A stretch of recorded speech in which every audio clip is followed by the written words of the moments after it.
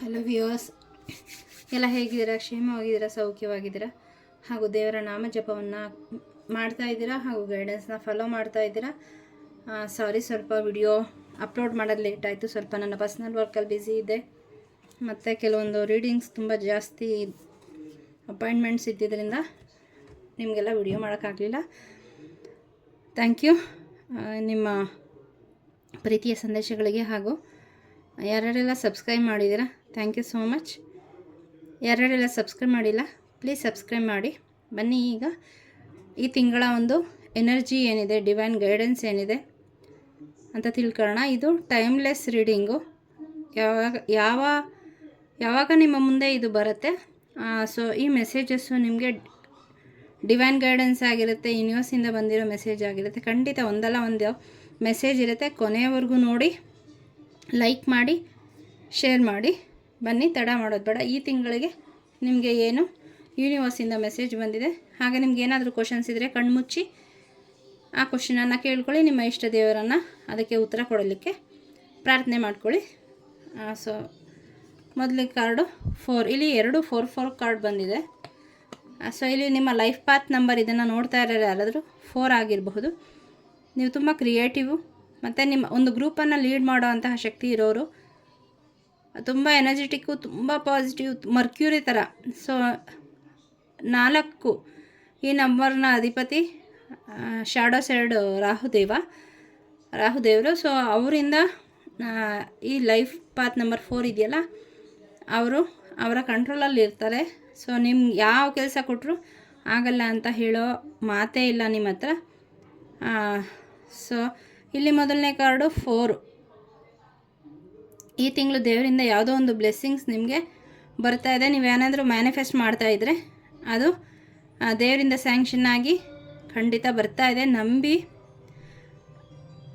ನಿಮ್ಮಲ್ಲಿ ರಾಹುದೇವರು shadow side ಆಗಿರೋದ್ರಿಂದ ಅದು ಮ್ಯಾನಿಫೆಸ್ಟ್ ಆಗಲಿಕ್ಕೆ ಏನೇನೆಲ್ಲ ಪ್ರಾಬ್ಲಮ್ ಇದೆ ಅದನ್ನು ಜರ್ನಲಿಂಗ್ ಮಾಡಲಿಕ್ಕೆ ಇಲ್ಲಿ ಮೆಸೇಜ್ ಬರ್ತಾ ಇದೆ. ಸೊ ನಿಮಗೆ ಏನೋ ಒಂದು ಮ್ಯಾನಿಫೆಸ್ಟ್ ಆಗಬೇಕು ಅಂತ ನೀವು ಸಂಕಲ್ಪ ಮಾಡಿ ಯಾವುದಾದ್ರೂ ರಿಚುವಲ್ ಮಾಡ್ತಾಯಿದ್ರೆ ಅದು ಆಗ್ತಾಯಿಲ್ಲ ಅಂತಂದರೆ ಕೂತ್ಕೊಂಡು ಜರ್ನಲಿಂಗ್ ಮಾಡಿ. ಏನಕ್ಕೆ ಆಗ್ತಾಯಿಲ್ಲ ಅದಕ್ಕೆ ಸಂಬಂಧಪಟ್ಟಂಗೆ ನಿಮಗೆ ಏನೇನೆಲ್ಲ ನೆಗೆಟಿವ್ ಥಾಟ್ಸ್ ಇದೆ ಅದನ್ನೆಲ್ಲ ಬರೀತಾ ಹೋಗಿ. ಮತ್ತು ಅದಕ್ಕೆ ಪುನಃ ಪ್ರೇಯರ್ ಮಾಡಿ, ಅಂದರೆ ಅದ್ರ ಮೇಲೆ ಕೈ ಇಟ್ಕೊಂಡು I am sorry, please forgive me, thank you, I love you ಅಂತ ಇದರಿಂದ ಬಂದಿರೋ ಇಮೋಷನ್ಸ್ಗೆ ಹೇಳ್ತಾ ಹೋಗಿ. ಮತ್ತು ಅದು ನೀವು ಹೇಳ್ತಾ ಅದು ಎವಾಪ್ರೇಟ್ ಆಗಿ ಹೋಗ್ತಾ ಇದೆ ಅಂತ ವಿಜುವಲೈಸ್ ಮಾಡಿ. ಸೊ ಬಹಳ ಬೇಗ ನಿಮ್ಮ ವಿಶ್ವ ಮ್ಯಾನಿಫೆಸ್ಟ್ ಆಗಿ ನಿಮ್ಮ ಕಡೆ ಬರ್ತಾ ಇದೆ.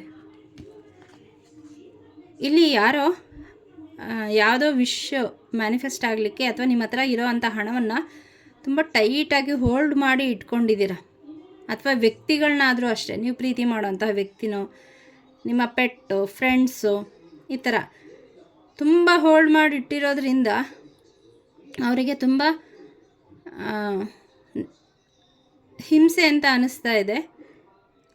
ಬಟ್ ನಿಮಗೆ ಅದು ಖುಷಿ ಅಂತ ಅನ್ನಿಸ್ತಾ ಇರಬಹುದು. ಆದರೆ ಯಾರು ನಿಮ್ಮ ಸುತ್ತ ಇದ್ದಾರಲ್ಲ ಅವ್ರಿಗೆ ಅದು ತುಂಬ ಹಿಂಸೆ ಅನ್ನಿಸ್ತಾ ಇದೆ. ಆದ್ದರಿಂದ ಏನು ಮಾಡಿ, ಇಲ್ಲಿ ಮೆಸೇಜ್ ಬರ್ತಾ ಇದೆ ಏನಂದರೆ, ತುಂಬ ಯಾವುದನ್ನು ಟೈಟಾಗಿ ಇಟ್ಕೋಬಾರ್ದು. ಹಾಗಾಗಿ ಸ್ವಲ್ಪ ಸಡ್ಲ ಬಿಡಿ.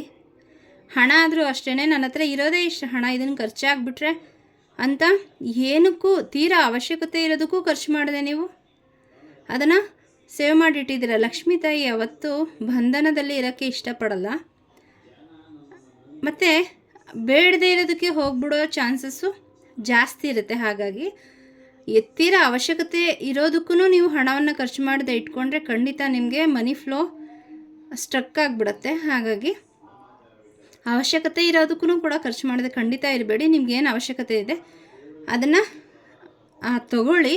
ಹಣದ ಹರಿವನ್ನು ಹೆಚ್ಚು ಮಾಡಿ. ಇದರಿಂದ ನಾವು ಎಷ್ಟು ಹಣವನ್ನು ಖರ್ಚು ಮಾಡ್ತೀವಿ ಖಂಡಿತ ಅದು ಬರುತ್ತೆ. ನಮ್ಮ ದೇಶದಲ್ಲಿ ಅಬಂಡೆನ್ಸು ನಮ್ಮ DNA ಇದೆ. ಯಾಕಂದರೆ ನಮ್ಮ ಪೂರ್ವಜರೆಲ್ಲ ತುಂಬ ಶ್ರೀಮಂತ ಜೀವನವನ್ನು ನಡೆಸಿದವರು. ಆದರೆ ಪಾಶ್ಚಿಮಾತ್ಯರ ಒಂದು ಅವರ ಹಾವಳಿಯಿಂದ ಅಥವಾ ಅವರ ಒಂದು ಏನು ಸಂಘರ್ಷದಿಂದ ನಮ್ಮ ದೇಶಕ್ಕೆ ಈ ಒಂದು ಲ್ಯಾಕ್ನೆಸ್ಸು ಬಂದಿದ್ದು ನಮಗೆ ಭಾವನೆ. ನಮ್ಮ ನೀವು ಇತಿಹಾಸ ಓದಿದ್ರೆ ರೋಡಲ್ಲೆಲ್ಲ ಹಣವನ್ನು ಹಾಕಿ ಸೇರ್ಗಟ್ಟಲೆ ಮಾರ್ತಾ ಇದ್ದದ್ದುಂಟು, ಹೌದಲ್ವಾ? ಅಷ್ಟು ಅಬಂಡೆನ್ಸು ನಮ್ಮ ದೇಶದಲ್ಲಿ ಇದೆ, ನಮ್ಮ DNA-ನಲ್ಲಿದೆ. ಆದರೆ ನಮಗೆ ಈಗ ಸಿಗ್ತಾ ಇರೋಂತಹ ಶಿಕ್ಷಣ ಹೇಗಿದೆ ಅಂತಂದರೆ ಹಣದ ಬಗ್ಗೆ ತುಂಬ ನೆಗೆಟಿವ್ನೆಸ್ನ ನಮಗೆ ತುಂಬಿಟ್ಟಿದ್ದಾರೆ. ಹಣ ಏನು ಗಿಡದಲ್ಲಿ ಬಿಡುತ್ತಾ, ಖರ್ಚು ಮಾಡಿದ್ರೆ ಮತ್ತೆ ಬರಲ್ಲ, ಸಿಗಲ್ಲ, ಖರ್ಚು ಮಾಡಬಾರ್ದು, ಅತಿ ಅವಶ್ಯಕ ಅನ್ಸೋದಕ್ಕೆ ಮಾಡಬೇಕು, ಆ ಥರ ದುಡ್ಡು ಮರದಲ್ಲಿ ಬಿಡುತ್ತಾ, ಇದೆಲ್ಲ ಏನಾಗಿದೆ ಅಂದರೆ ನಮಗೆ ಹಣದ ಹರಿವನ್ನು ಕಡಿಮೆ ಮಾಡಿದೆ, ಆ ಶ್ರೀಮಂತಿಕೆಯನ್ನು ಕಡಿಮೆ ಮಾಡಿದೆ. ಹೇಗೆ ಪಂಚಭೂತಗಳು ಅಬಂಡೆಂಟಾಗಿ ಇದೆಯೋ ಅದೇ ಥರ ಹಣ ಕೂಡ ಯೂನಿವರ್ಸಲ್ಲಿ ತುಂಬ ಅಬಂಡೆಂಟಾಗಿ ಇದೆ. ಆದರೆ ನಾವೇ ಬೇಡದೇ ಇರೋವಂತಹ ನೆಗೆಟಿವ್ ಥಾಟ್ಸನ್ನು ನಮಗೆ ಫೀಡ್ ಮಾಡಿಬಿಟ್ಟಿದ್ದಾರೆ ಪಾಶ್ಚಿಮಾತ್ಯ ಶಿಕ್ಷಣದಿಂದ. ಹಾಗಾಗಿ ಅದು ಏನಾಗ್ತಾ ಇದೆ, ನಮಗೆ ಈ ರೀತಿ ಬಡತನ, ಲ್ಯಾಕ್ನೆಸ್ಸು, ಸ್ಟಕ್ನೆಸ್ಸು ಫೀಲ್ ಆಗ್ತಾ ಇರೋದು.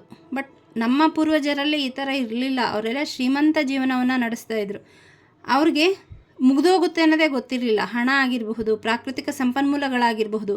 ನಾವು ನೀರನ್ನ ಹೆಚ್ಚಾಗಿ ಪೋಲ್ ಮಾಡಬೇಡಿ, ವೇಸ್ಟ್ ಮಾಡಬೇಡಿ, ಮತ್ತೆ ಸಿಗಲ್ಲ ಅನ್ನೋಂತಹ ಎನರ್ಜಿನ ಕೊಡ್ತೀವಿ.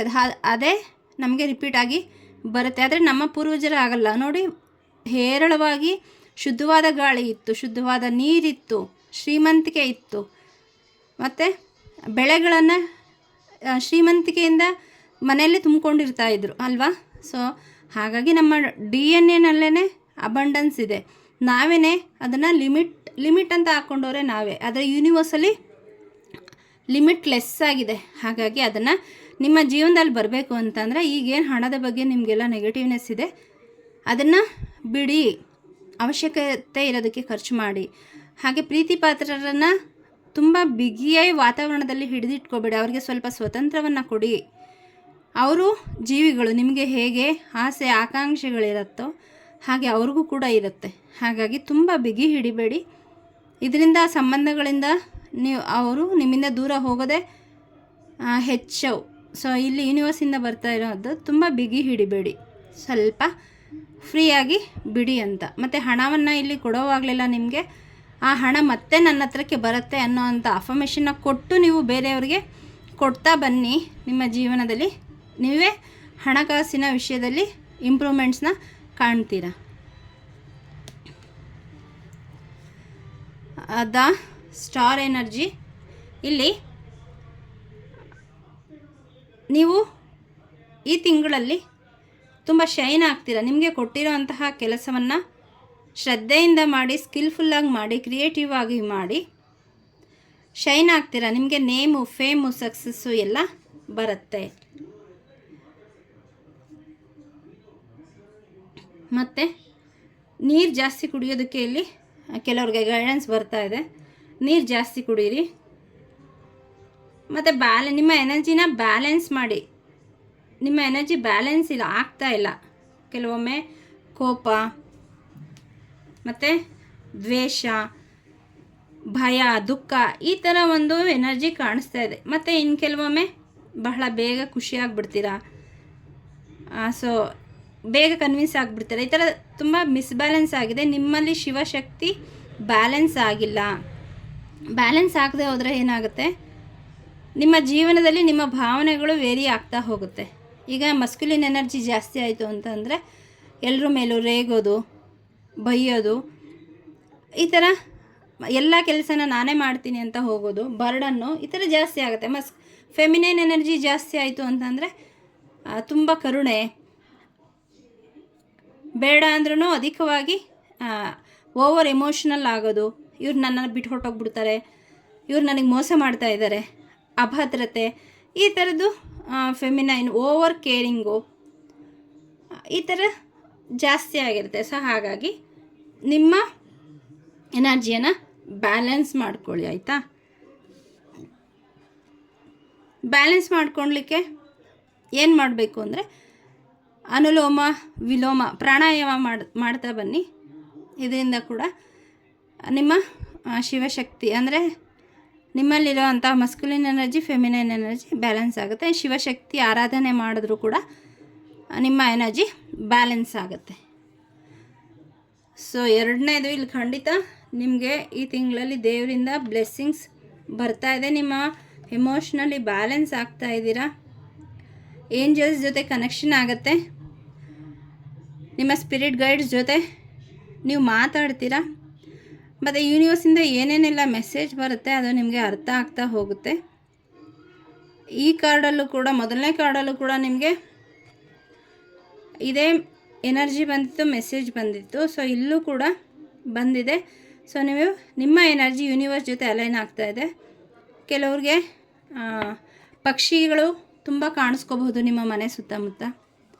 ಡ್ರ್ಯಾಗನ್ ಫ್ಲೈ ಆಗಿರ್ಬೋದು. ನನಗೆ ಕ್ವಶನ್ ಕೇಳ್ತಾ ಇರ್ತೀರಿ, ಮೇಡಮ್ ನನಗೆ ಡ್ರ್ಯಾಗನ್ ಫ್ಲೈ ಕಾಣಿಸ್ತು, ಪಕ್ಷಿಗಳು ಕಾಣಿಸ್ತಾ ಇದೆ, ಏನಿದ್ರ ಅರ್ಥ? ಏನೂ ಇಲ್ಲ. ನಿಮ್ಮ ಏಂಜಲ್ಸು ನಿಮ್ಮ ಸುತ್ತಮುತ್ತ ಇರ್ತಾರೆ, ನಿಮಗೆ ಪ್ರೊಟೆಕ್ಷನ್ ಕೊಡ್ತಾ ಇರ್ತಾರೆ. ಮತ್ತು ಏನೋ ಮೆಸೇಜ್ ಇರುತ್ತೆ, ಮೆಸೇಜ್ ಹೇಳ್ತಾ ಇರ್ತಾರೆ. ಅದನ್ನು ನೀವು ಸ್ವಲ್ಪ ಇಂಟ್ಯೂಟಿವ್ ಕೇಳಿಸ್ಕೋಬೇಕು. ಆಗ ನಿಮಗೆ ಏನು ಗೈಡೆನ್ಸ್ ಬರುತ್ತೆ ಅದು ನಿಮಗೆ ಅರ್ಥ ಆಗುತ್ತೆ. ಸೊ ನೀವು ಯೂನಿವರ್ಸ್ ಜೊತೆ ಅಲೈನ್ ಆಗ್ತಿದ್ದೀರಾ. ಮತ್ತು ಕೆಲವ್ರಿಗೆ ರಿಪೀಟೆಡ್ ನಂಬರ್ಸ್ ಕಾಣಿಸ್ಬಹುದು. 11114444 6669999 ಈ ಥರ. ಇದು ನೀವು ಯೂನಿವರ್ಸ್ ಜೊತೆ ಅಲೈನ್ ಆಗ್ತಾ ಇದ್ದೀರಾ. ನಿಮ್ಮ ಎನರ್ಜಿ ಪಾಸಿಟಿವ್ ಆಗಿದೆ. ಯೂನಿವರ್ಸಿಂದ ಬರೋ ಅಂತಹ ಮೆಸೇಜಸ್ನ ನೀವು ಅರ್ಥ ಮಾಡ್ಕೊಳ್ಳೋಕ್ಕೆ ಆ ಸ್ಟೇಜಿಗೆ ಬಂದಿದ್ದೀರಾ. ನೀವು ಏನೋ ಒಂದು ಮ್ಯಾನಿಫೆಸ್ಟ್ ಮಾಡ್ತಾ ಇರ್ತೀರಾ, ಅದು ನಿಮಗೆ ಮ್ಯಾನಿಫೆಸ್ಟ್ ಆಗಿ ಬರ್ತಾ ಇದೆ ಅನ್ನೋ ಸೂಚನೆ ಕೂಡ ಅದು ಕೊಡುತ್ತೆ. ಒಂದು ಕಾರ್ಮಿಕ್ ಸೈಕಲ್ಲು ಎಂಡಾಗಿ ನ್ಯೂ ಬಿಗಿನಿಂಗ್ ಅಂತಲೂ ಕೂಡ ಅದರಿಂದ ಏನಾಗುತ್ತೆ, ಮೆಸೇಜು ಸಿಗ್ತಾ ಹೋಗುತ್ತೆ. ಆ ಥರ ಯಾರ್ಯಾರಿಗೆಲ್ಲ ರಿಪೀಟೆಡ್ ನಂಬರ್ಸ್ ಕಾಣಿಸ್ತಾ ಇದೆ, ಪಕ್ಷಿ, ಚಿಟ್ಟೆ ಈ ಥರ ಕಾಣಿಸ್ತಾ ಇದೆ, ಅವರು ಕಮೆಂಟ್ ಸೆಕ್ಷನಲ್ಲಿ ತಿಳಿಸಿ. ನಿಮ್ಗೆ ಯಾವ್ಯಾವ ನಂಬರ್ ಸಿಗ್ತಾ ಇದೆ ಅಂತ ಕೂಡ ಕಮೆಂಟ್ ಮಾಡಿ. ನಾನು ಅದರ ಅರ್ಥ ಏನು ಅಂತ ಖಂಡಿತ ಹೇಳ್ತೀನಿ. ಈ ತಿಂಗಳಲ್ಲಿ ನಿಮಗೆ ಯಾವುದೋ ಬರಬೇಕಾಗಿರೋಂತಹ ಹಣ ಬರ್ತಾ ಇದೆ.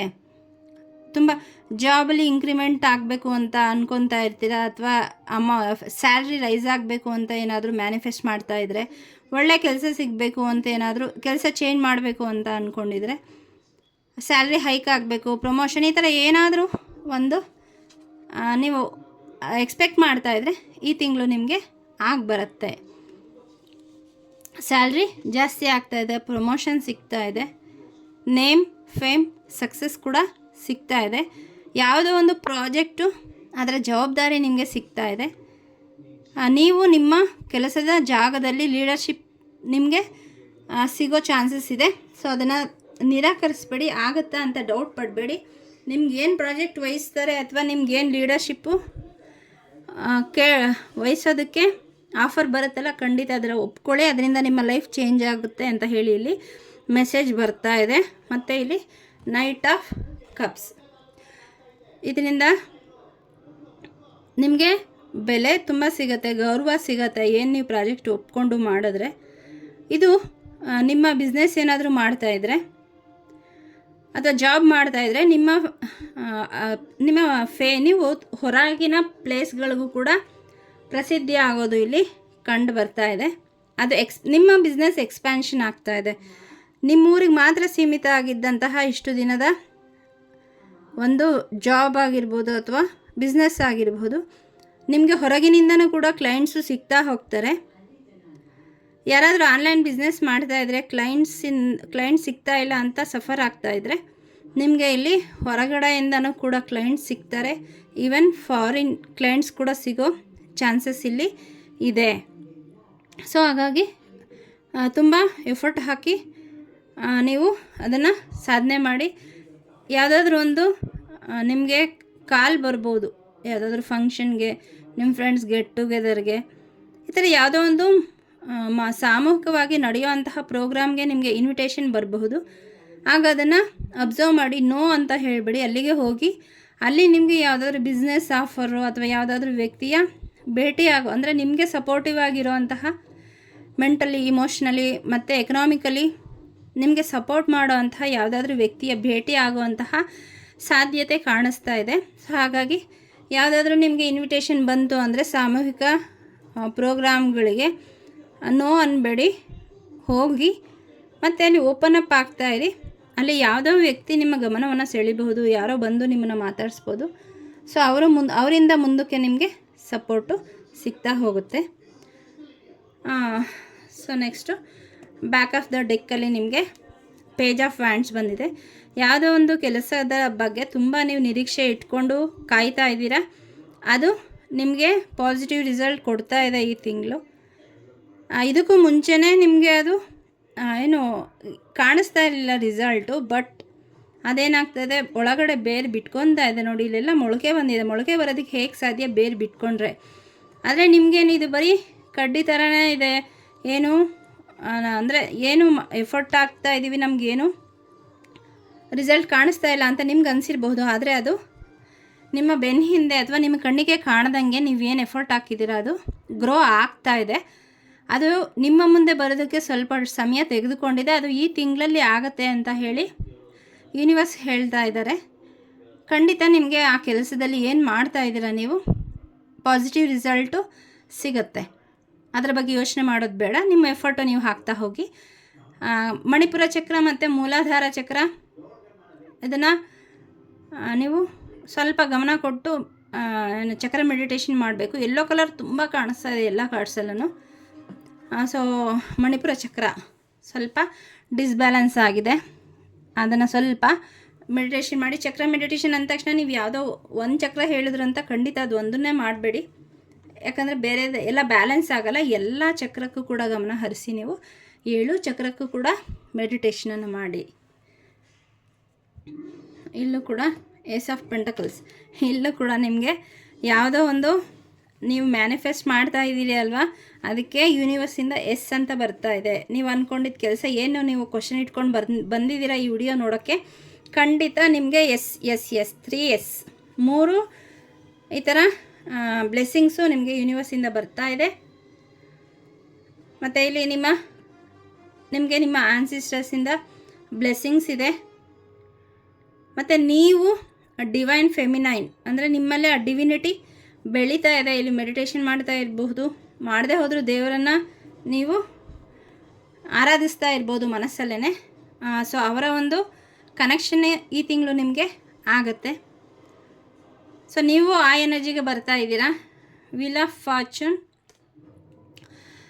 ನಿಮ್ಮ ಒಂದು ಕಾರ್ಮಿಕ್ ಸೈಕಲ್ ಎಂಡಾಗಿ ನ್ಯೂ ಬಿಗಿನಿಂಗ್ ಆಗ್ತಾ ಇದೆ. ಇಷ್ಟು ದಿನ ನೀವೇನು ಸಫರ್ ಮಾಡಿದ್ರಿ ಅಲ್ವಾ, ಅದು ದಿ ಎಂಡ್. ಮುಂದಕ್ಕೆ ನಿಮ್ಮ ಜೀವನದ ಚಕ್ರ ಮೇಲೆ ಏರ್ತಾ ಇದೆ, ಸಕ್ಸಸ್ ಸಿಗ್ತಾ ಇದೆ, ಹೆಲ್ತ್ ಬರ್ತಾ ಇದೆ, ನಿಮ್ಮ ಹೆಲ್ತ್ ಚೆನ್ನಾಗಾಗ್ತಾ ಇದೆ, ಎಕನಾಮಿಕಲಿ ನೀವು ಇಂಪ್ರೂವ್ ಆಗ್ತಾ ಇದ್ದೀರಾ.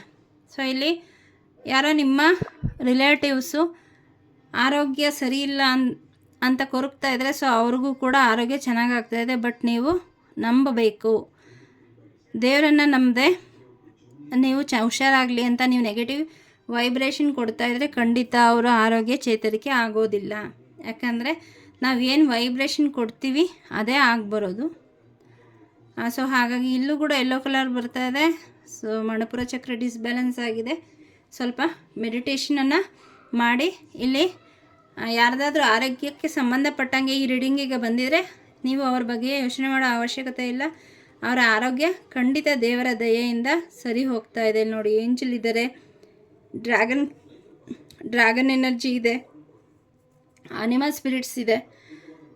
ಸೊ ಅವರೆಲ್ಲರ ಆಶೀರ್ವಾದದಿಂದ ಯೂನಿವರ್ಸ್ನ ಒಂದು ಬ್ಲೆಸ್ಸಿಂಗ್ಸಿಂದ ಅವರ ಆರೋಗ್ಯ ಚೇತರಿಕೆ ಆಗ್ತಾ ಇದೆ. ನೀವು ನಿಮ್ಮ ಸುತ್ತ ಬೌಂಡ್ರಿ ಹಾಕೋತಾ ಇದ್ದೀರಾ ಮತ್ತು ನಿಮಗೆ ಕೊಟ್ಟಿರೋಂತಹ ಕೆಲಸವನ್ನು ತುಂಬ ಶ್ರದ್ಧೆಯಿಂದ ಈ ತಿಂಗಳು ಮಾಡ್ತೀರಾ.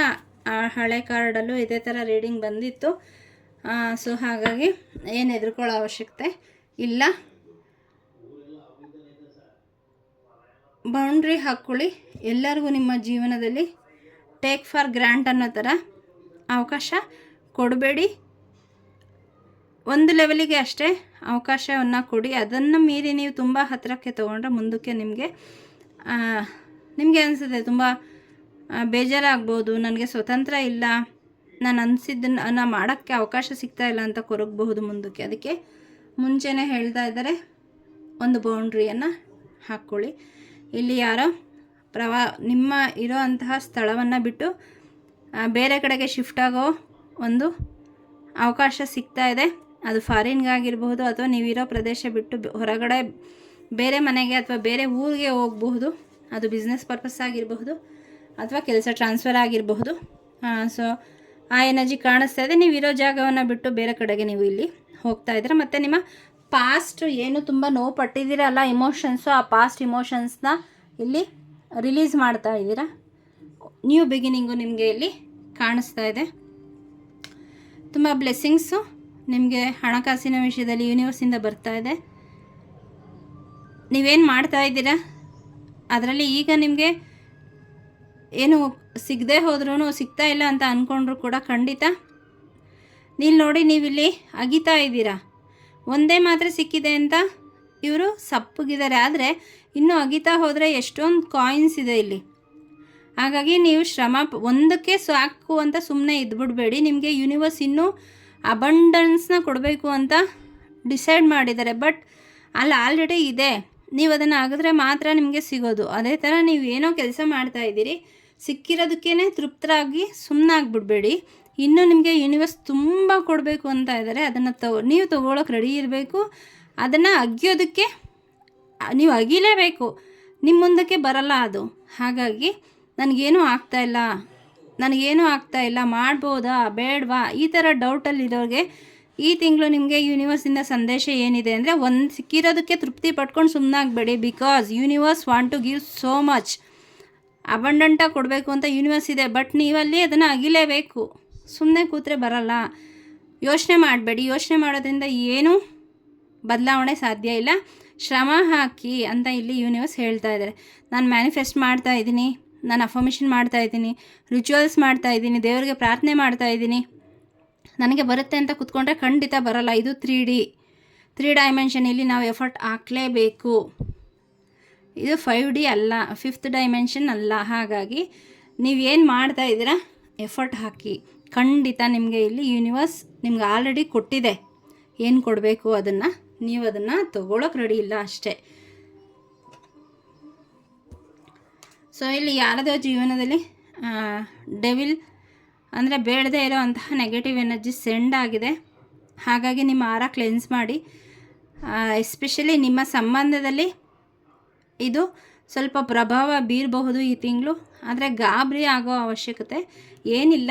ನಿಮ್ಮನ್ನು ಕಾಪಾಡಲಿಕ್ಕೆ ನೋಡಿ ಕಿಂಗ್ ದೇವರು ಯೂನಿವರ್ಸ್ ನಿಮ್ಮ ಜೊತೆ ಇದ್ದಾರೆ. ಅದರ ಪ್ರಭಾವ ಸ್ವಲ್ಪ ಮಾತ್ರ, ಅದೇನು ನಿಮ್ಮ ಹತ್ರ ಸೆಂಡ್ ಮಾಡಿದಾರಲ್ವ ನೆಗೆಟಿವ್ ಎನರ್ಜಿ ಅಷ್ಟು ಬರಲಿಕ್ಕೆ ಬಿಡಲ್ಲ. ನಿಮ್ಮ ಕೂದಲು ಕೂಡ ಕೊಂಕಕ್ಕೆ ಯೂನಿವರ್ಸ್ ಬಿಡಲ್ಲ, ಅಥವಾ ನಿಮ್ಮ ಇಷ್ಟ ದೇವರು ನಂಬಿರೋ ದೇವರು ಆನ್ಸಿಸ್ಟರ್ಸು ಬಿಡಲ್ಲ.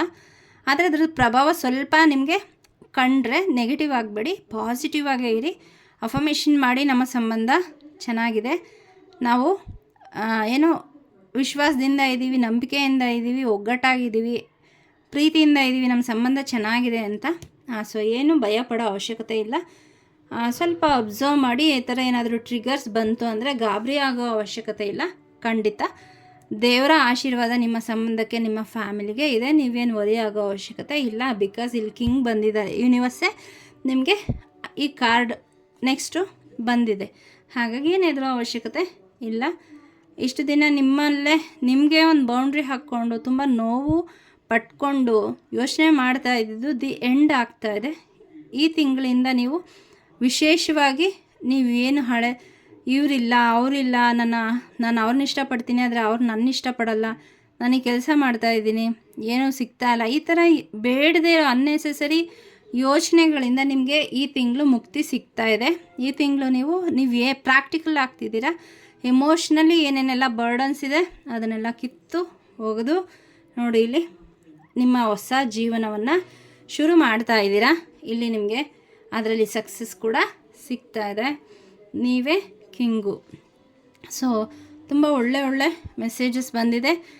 ನೆಗೆಟಿವಿಟಿ ಇಲ್ಲ ಅಂತಿಲ್ಲ. ಸೊ ಅದು ನೆಗೆಟಿವಿಟಿ ಬರೋದೇ ನಮ್ಮಲ್ಲಿರೋವಂತಹ ಶಕ್ತಿಯನ್ನು ತೋರಿಸೋದಕ್ಕೆ. ಹಾಗಾಗಿ ಬಂದರೂ ಕೂಡ ಏನು ತೊಂದರೆ ಪಡಬೇಡಿ. ನಿಮ್ಮ ಯೂನಿವರ್ಸ್ ನಿಮ್ಮ ಜೊತೆ ಇದ್ದಾರೆ, ನಿಮ್ಮ ಡಿವೈನ್ ಎನರ್ಜೀಸ್ ನಿಮ್ಮ ಜೊತೆ ಇದೆ. ಇಲ್ಲಿ ನವರಾತ್ರಿಯಲ್ಲಿ ಯಾರ್ಯಾರೆಲ್ಲ ನೀವು ತಾಯಿ ಆರಾಧನೆ ಮಾಡಿದ್ದೀರ ಅದರ ರಿಸಲ್ಟು ನಿಮಗೆ ಈ ತಕ್ಷಣದಲ್ಲೇ ಈ ತಿಂಗಳಲ್ಲೇ ನಿಮಗೆ ಸಿಗ್ತಾ ಇದೆ. ತುಂಬ ಅಬಂಡೆಂಟಾಗಿ ನಿಮಗೆಲ್ಲ ಬರ್ತಾಯಿದೆ. ಓ ಮೈ ಗಾಡ್, ಏಸ್ ಆಫ್ ಹ್ಯಾಂಡ್ಸ್, ಎಷ್ಟೊಂದು ಬ್ಲೆಸ್ಸಿಂಗ್ಸ್ ಬರ್ತಾಯಿದೆ ಯೂನಿವರ್ಸಿಂದ. ಡೆಫಿನೆಟಾಗಿ ಈ ಎನರ್ಜಿನ ಕ್ಲೇಮ್ ಮಾಡಿ. ಎಲ್ರಿಗೂ ಒಳ್ಳೆಯದಾಗಲಿ. ವಿಡಿಯೋ ಕೊನೆಯವರೆಗೂ ನೋಡಿದ್ದಕ್ಕೆ thank you so much. Share ಮಾಡಿ, ಸಬ್ಸ್ಕ್ರೈಬ್ ಮಾಡಿ, ಎನರ್ಜಿನ ಕ್ಲೇಮ್ ಮಾಡಿ. ಶಿವಾಯ ಗುರುವೇ ನಮಃ. ಶ್ರೀ ಮಾತ್ರೇ ನಮಃ. ಓಂ ದುಂ ದುರ್ಗಾಯೈ ನಮಃ. Thank you.